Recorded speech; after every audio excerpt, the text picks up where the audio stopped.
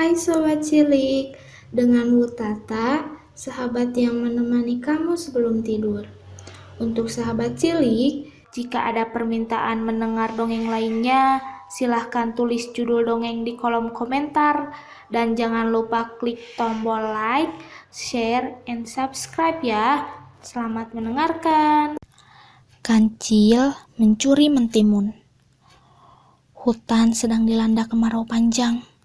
Akibatnya makanan di sana habis, sungai pun mengering, dan mau tak mau binatang di hutan harus keluar hutan untuk mencari makan. Tak terkecuali kancil, ia sedang kebingungan mencari makan. Kemana aku harus mencari makanan? Jika bertahan di hutan, bisa-bisa aku mati. Kancil pun berjalan keluar hutan. Saat sedang berjalan, tiba-tiba ia melihat ladang petani yang dipenuhi timun yang segar.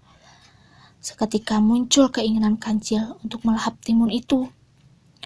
Mungkin tidak apa-apa jika aku memakan sedikit timun milik petani. Timun itu ternyata sangat enak. Tanpa disadari, kancil memakan timun itu hingga perutnya kenyang. Kancil pun pulang dengan hati yang senang. Aku tak perlu pergi dari hutan. Di ladang petani ada banyak sekali makanan, kata kancil. Benar saja, hari berikutnya kancil sering mengunjungi ladang petani. Ia memakan timun milik petani. Lama-kelamaan petani geram. Aku harus memberi pelajaran untuk si pencuri. Tapi bagaimana caranya? Pikir petani. Petani terus berpikir, sampai akhirnya ia menemukan sebuah ide. Petani mengambil bajunya yang sudah tak dipakai, taping, dan kelapa. Lalu ia menyatukan semua itu, membentuknya menjadi orang-orangan sawah. Kemudian ia meletakkannya di ladang timun. Kau akan ketakutan begitu melihat orang-orangan sawah ini, gumam petani. Kancil yang merasa lapar pun kembali ke ladang petani. Ia sudah tak sabar ingin segera makan timun sebanyak-banyaknya. Aku akan membuat perutku kenyang, agar tak berkali-kali kembali ke ladang ini.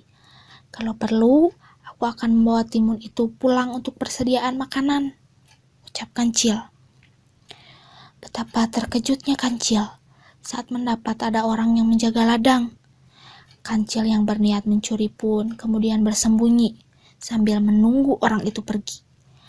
Tapi sudah lama menunggu, orang itu tak juga pergi.